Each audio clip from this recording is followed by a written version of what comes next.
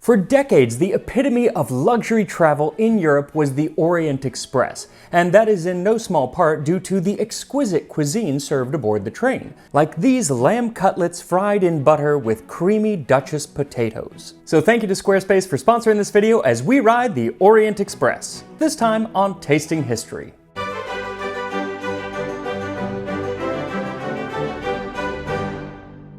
The Orient Express is probably the most famous train in history, though it wasn't actually just one train, but a long-distance railway service that operated numerous trains, all part of the Compagnie Internationale des Wagons-Lits, or International Sleeping Car Company. Running from Paris to Constantinople, later Istanbul, it enjoyed two golden ages. One was from about 1890 until World War I, and the second was between the two world wars. And in both periods, one of the most enticing aspects of the journey was the food being served. Now, starting in the 1890s and going up really all the way till World War II, the menus on the Orient Express and the other trains operated by the company really heavily relied on the recipes of Auguste Escoffier, at least when they were operating the trains near Paris. They included some of his iconic dishes like lobster thermidor, peach melba, jambon agéli or ham aspic, and there were dozens of different potato and lamb cutlet recipes, which is what I'm going to be making today. A plate of his côtelette d'agneau à la minute, and one of his most famous recipes, pommes de terre duchess, or duchess potatoes. So, to make these duchess potatoes, Escoffier says to start off with a croquette mixture, for which you will need 2.5 pounds, or a little more than 1 kilogram of russet potatoes, 7 tablespoons, or 100 grams of butter, 2 teaspoons of salt, plus more for the water that we're going to boil the potatoes in, 1 teaspoon of white pepper, a pinch of nutmeg, and 1 whole egg plus 4 egg yolks at room temperature.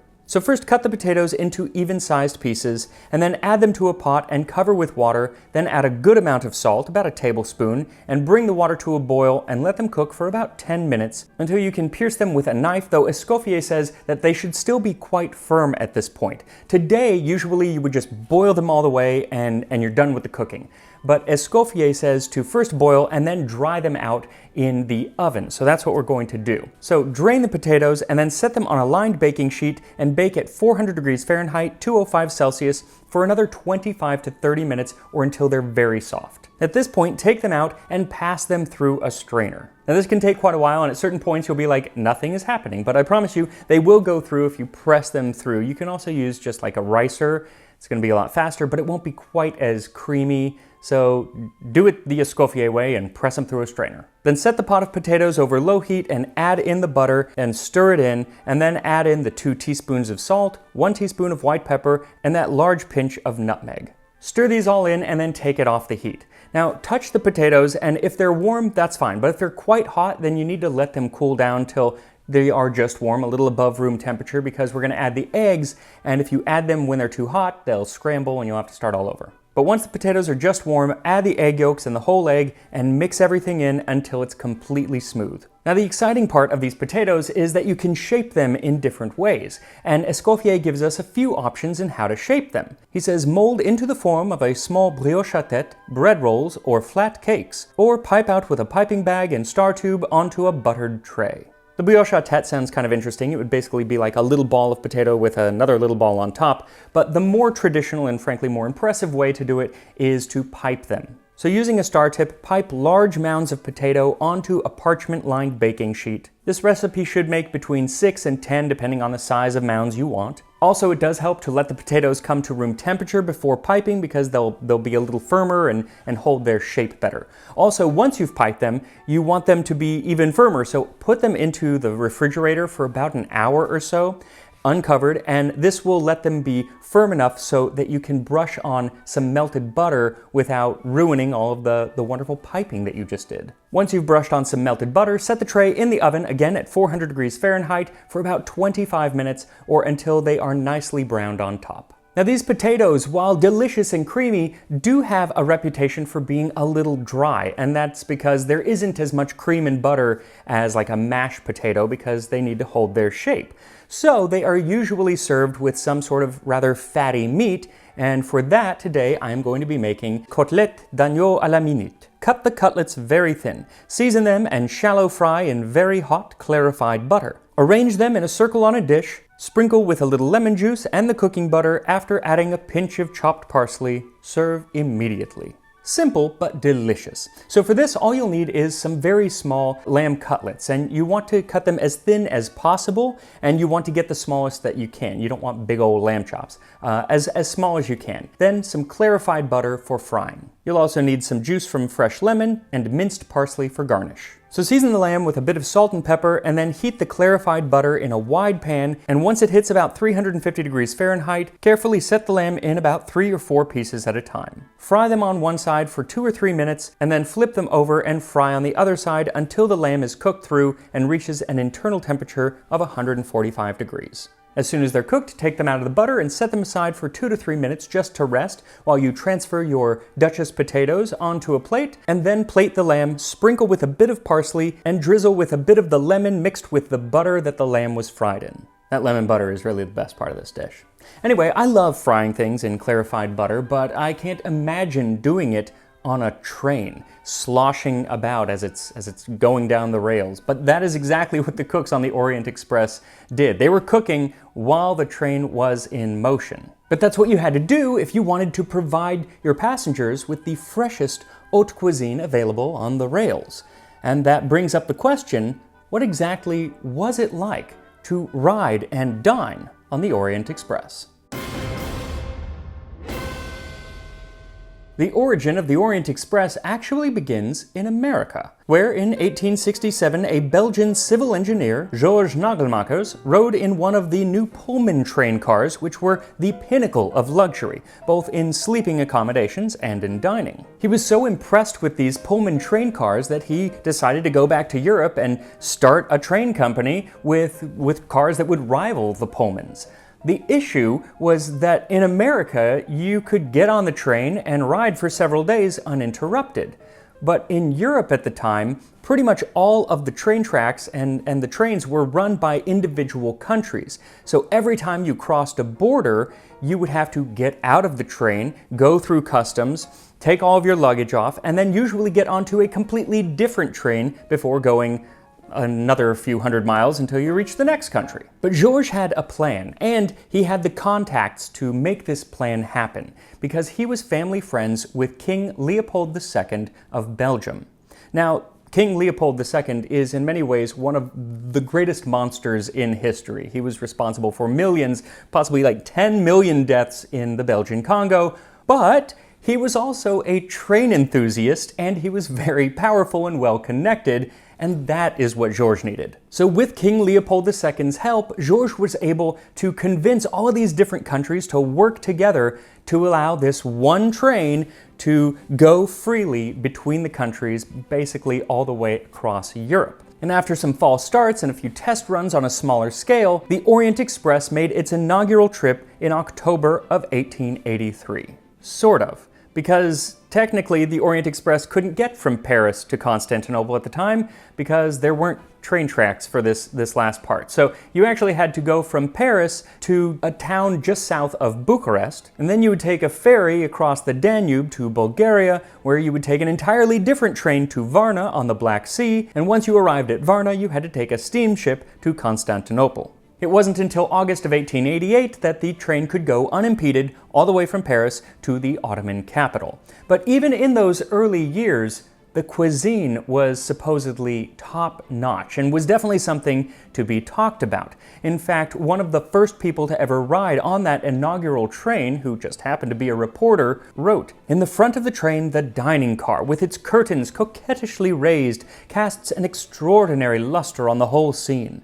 Large gas lights illuminate a veritable banquet hall. The tables, side by side, those with 4 seats on the right, those with 2 seats on the left, in 7 rows, are set up in a most sumptuous manner. The bright white tablecloths and napkins are artistically folded by the restaurant sommelier. The crystal clear sparkle of the glassware, filled with rubies of red wine and topaz of white. The pure crystal water decanters and the silver caps of the champagne bottles dazzle the crowd both inside and outside, a contrast to the sorrow of parting seen on their faces." And the dining car wasn't just the restaurant, but it also had a drawing room for the ladies with wonderful plush velvet chairs, and then a library/smoking room for the men that had leather armchairs and bookcases filled with books, maps, and newspapers, which were swapped in and out at each country they passed through. The dining room itself, lit by gaslight chandeliers, was furnished with wall tapestries, silk drapes, and leather and velvet chairs,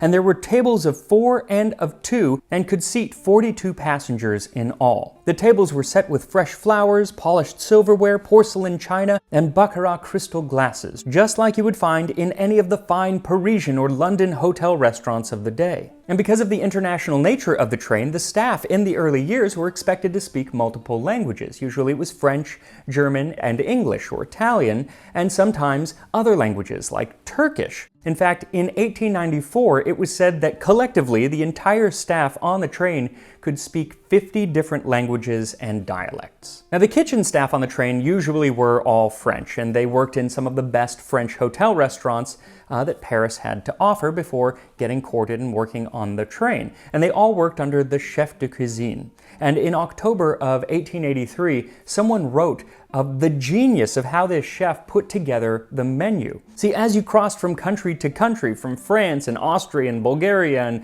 and all these other countries, the menu would change to reflect the country that you were in. So yes, you would still have some French food, obviously, but you would also have some cuisine from the location that you're at. This genius of a man has prepared us dishes of exquisite flavor, with menus varied by the countries which we pass through. Danube sterlet, fresh Romanian caviar, and Turkish pilaf, while the sommelier follows suit, pouring us the most illustrious vintages of the Moselle, the Rhine, of Hungary and Romania.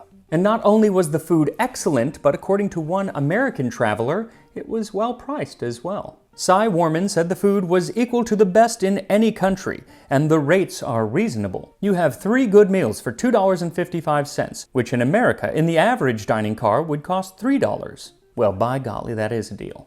He was also really impressed with the sleeping arrangements on the train, because most trains in the US at that time were kind of done in a dormitory style, so you were sleeping right next to someone with just a little curtain between you, unless you were paying for like a suite on one of the Pullman trains. But on the Orient Express, a compartment holds 2 or 4 people, and often, with the judicious expenditure of a few francs, the voyager can secure a small compartment all to himself, and he is quite as secluded and comfortable as he would be in the stateroom of a Pullman or Wagner. Now, while we are making an Orient Express dinner, the day, of course, would have started out with an Orient Express breakfast, and this was usually different kinds of eggs and an assortment of meats and fruit and different pastries. But according to Joseph Riley, an Englishman who was traveling in 1889, he said most of the passengers just didn't really eat anything, but just drank a cup of tea or coffee or a glass of wine. And I guess they were on vacation, so why shouldn't they have wine for breakfast? And maybe they were just saving room for lunch, because lunch could be 7 to 10 courses, and it was supposedly so excellent that if you were royalty, you would get on to eat even if you didn't have anywhere to go. At Sofia, Prince Ferdinand of Bulgaria got into the train. It appeared that Prince Ferdinand's pastime was to join the train in this way, have his déjeuner on board, get out at the frontier, and return to his capital by the next train. It seems a curious mode of enjoyment, but probably Bulgaria was less lively than it has become since. Anyhow, we presently saw some apricot omelets walking about and asked for some, but were told that this was a déjeuner commandé, and we could not share it, to which deprivation we resigned ourselves. Dinner was similarly delicious, but far more fancy, because on the train, dinner was a black tie affair. Men would dress in their best, and women would put on their best gowns and jewels, and it was very, very formal. Though there was one time on the train that you should eat dinner before you actually get on the train, and that is when you are leaving Istanbul to head back to Paris, because there was no diner car when it left Istanbul. The diner car didn't actually meet up with it until it got to Bulgaria. So just in time for breakfast, so make sure to eat before you get on board. Now, the first golden age of the Orient Express came to a rather abrupt halt at the outbreak of World War I. Though one of the dining cars used by the Wagenlit company actually played a pivotal role when, on November 11, 1918, German officers signed their surrender in a dining car known as the Compiègne Wagon. Unfortunately, the Germans used that same dining car in a bit of spite in 1940 when they demanded the surrender of the French to the German army during World War II.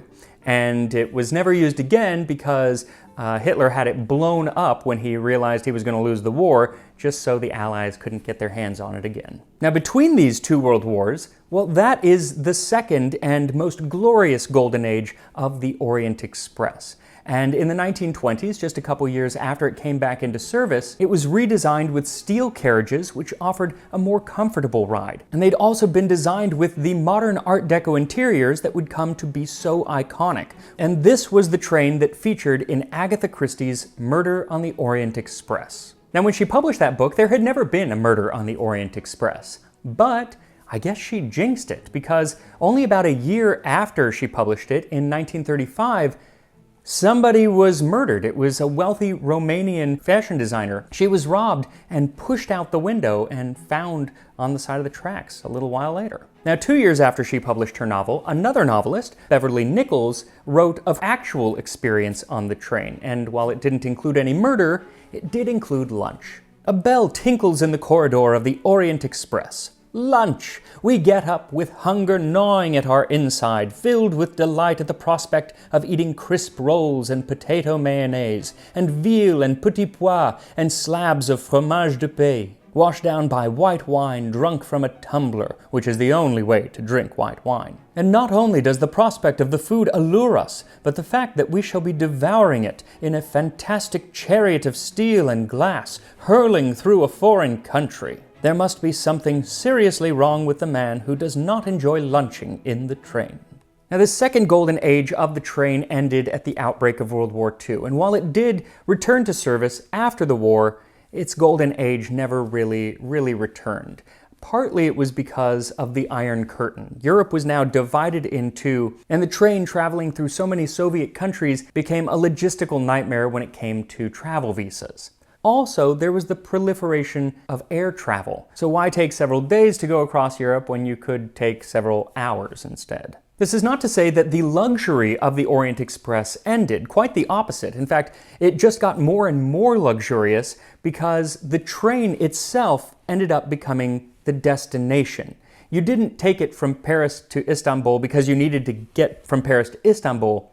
You took it because you wanted to ride on the Orient Express.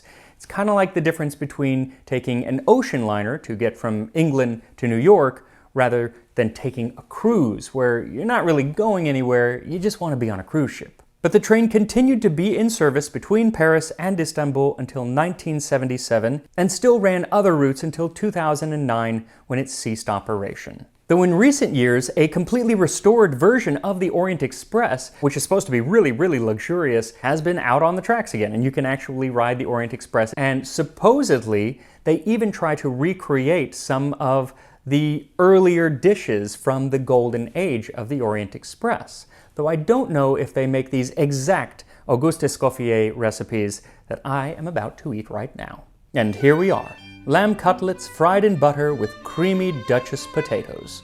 So the potatoes, you can actually just pick them up, but that's not classy, so you should cut into them. They're really, they look firmer than like a mashed potato. Let's give it a try. It's very hot. I never test the temperature of my food before I eat it. It's a really bad habit. And it often burns my mouth. I have no patience, I guess. Quite warm. But once I got past the burning, the texture is actually really nice. They are drier than like a mashed potato, but they're also creamier at the same time. Like the texture is so soft and smooth because we pressed it through the sieve. When it comes to the flavor, they're really rich. Like you can really taste all of that butter in there. They're often made with cream today. It's like part cream, part butter. So that might change the texture. But these, with all the butter and the egg, they're just so rich. but it does need some of that fat from the lamb, which I'm going to try right now, especially when you drizzle on that lemon butter. Oh, so good. Here we go.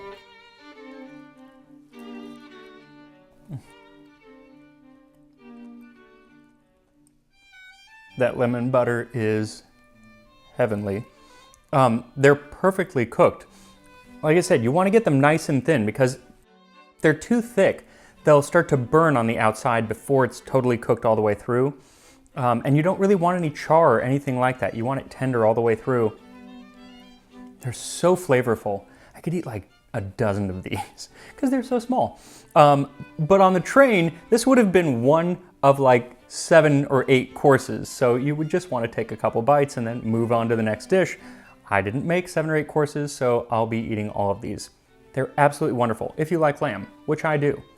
Fantastic. And I'm going to put both of these recipes up on the Tasting History website, tastinghistory.com, which I made with help from today's sponsor, Squarespace. Squarespace makes building a website so easy with their dynamic tools like their drag and drop technology for both desktop and for mobile. And they have lots of templates, so while you can customize them however you like, you at least have a wonderful base to start off with, which is really helpful for people who don't know anything about designing websites, like me. What I also love is that when you make a change on the desktop version, it reflects on the mobile version, so you just have to do things once. They also allow you to create email campaigns to keep in contact with your subscribers, and if you're selling products, to keep customers apprised of new items or when there's a sale. So if you're looking to start a website, go to squarespace.com for a free trial, and when you are ready to launch said website, go to squarespace.com/tastinghistory and get 10% off of your first purchase of a website or domain. And I will see you next time on Tasting History.